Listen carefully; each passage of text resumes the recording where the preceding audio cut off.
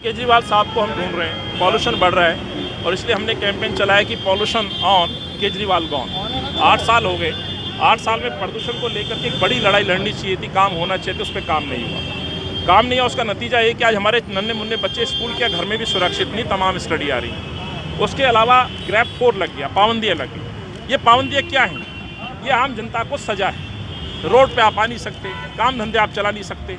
ये किसकी वजह से हुआ? ये अरविंद की वजह से हुआ। यदि ये काम इस पे काम किया जाता तो शायद ये पाबंदियाँ नहीं लगते, हमारे बच्चे स्कूल चले जाते, हमारे बच्चे सुरक्षित होते।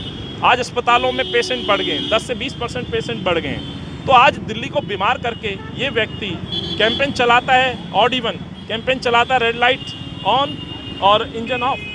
शर्म आनी चाहिए आपको। इस दिल्ली को आपको बचाने के लिए 3 बार शपथ दिलाई, पर अफसोस अरविंद केजरीवाल इस दिल्ली का ख्याल नहीं रखते। उसका नतीजा कि आज दिल्ली गैस चैम्बर बन चुकी है। अनिल जी, क्या निगम चुनाव में ये मुद्दा रहेगा, प्रदूषण मुद्दा रहेगा कांग्रेस पार्टी का? देखिए, कोई भी चुनाव हो, स्वाभाविक है जब चुनाव आते हैं तो सरकारों से जवाबदेही होती है। तो मुद्दा तो है, सबसे बड़ा मुद्दा है स्वास्थ्य का है। स्वास्थ्य मॉडल की जो बात करता था कि ये स्वास्थ्य मॉडल के अंडर में नहीं है, आप लोगों को बीमार करके मोहल्ला क्लिनिकों में भेजना चाहते हैं। ये सीधे तौर पर एक चुनाव का मुद्दा आप कह सकते हैं, लेकिन ये दिल्ली की जनता का मुद्दा है, स्वास्थ्य का है, सुरक्षा का है, यहाँ पर पर्यावरण का है, राजधानी है देश की, यहाँ इमेज का है, दिल्ली की छवि का है। जो शहर विश्व में जाना जाता था, आज वो शहर लगातार बदनामी में पहले पायदान पर है। कुछ दिनों पहले देखा आपने भ्रष्टाचार, बेरोजगारी, उत्पीड़न और आज प्रदूषण। विश्व के अंदर सबसे प्रदूषित शहर आज दिल्ली है।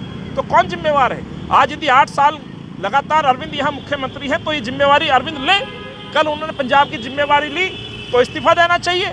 आपसे ये दिल्ली नहीं संभल रही, दिल्ली का पर्यावरण नहीं संभल रहा, यही सच्चाई है। एक शिलाजी का मॉडल होता था, जब लगातार हम काम करते थे, कोर्ट की कोई टिप्पणी हो जाए, कोई रिपोर्ट आ जाए तो उस पर काम किया जाता था। पूरे 12 महीने, साल भर उस पर योजनाओं पर अमल होता था। यही कारण है कि डीजल की गाड़ियों को हटाया गया, सीएनजी में कन्वर्ट कराया गया। पेट्रोल डीजल की गाड़ियों को सीएनजी में कन्वर्ट करना, जो टैक्सी, ऑटो, केरोसिन मुक्त, ग्रीन एरिया, दिल्ली के अंदर जंगल डेवलप हुए, फ्लाईओवर्स बने, मेट्रो को समय पर पूरा किया गया। ये एक बड़ा उदाहरण है। और अरविंद के उदाहरण क्या है? ऑड इवन लाएंगे, प्रदूषण की लड़ाई यहाँ रेड लाइट पे खड़े होकर के लड़ेंगे। आप करना क्या चाहते हैं?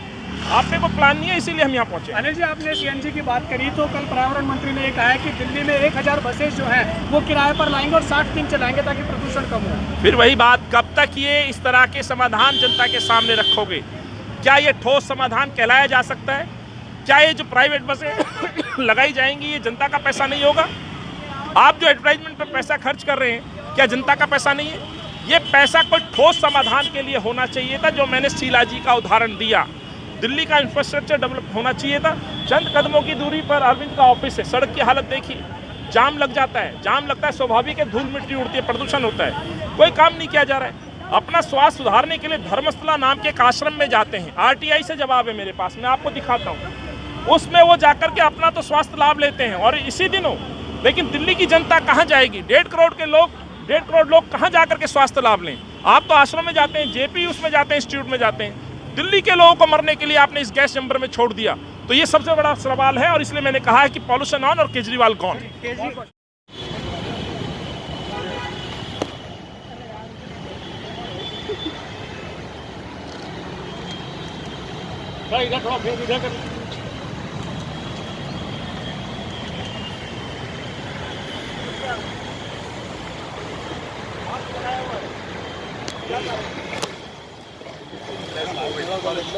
तो ये हमारा जो कैंपेन है जायज है, समर्थन करते हैं आप, धन्यवाद।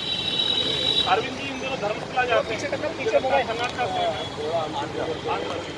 जाते होंगे।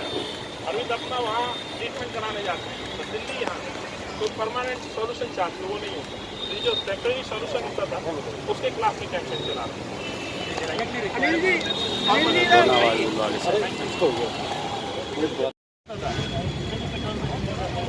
क्या समय था वो? किसने बदला था इस शीला जी? तो सही किया था ना, प्रदूषण बढ़ता था।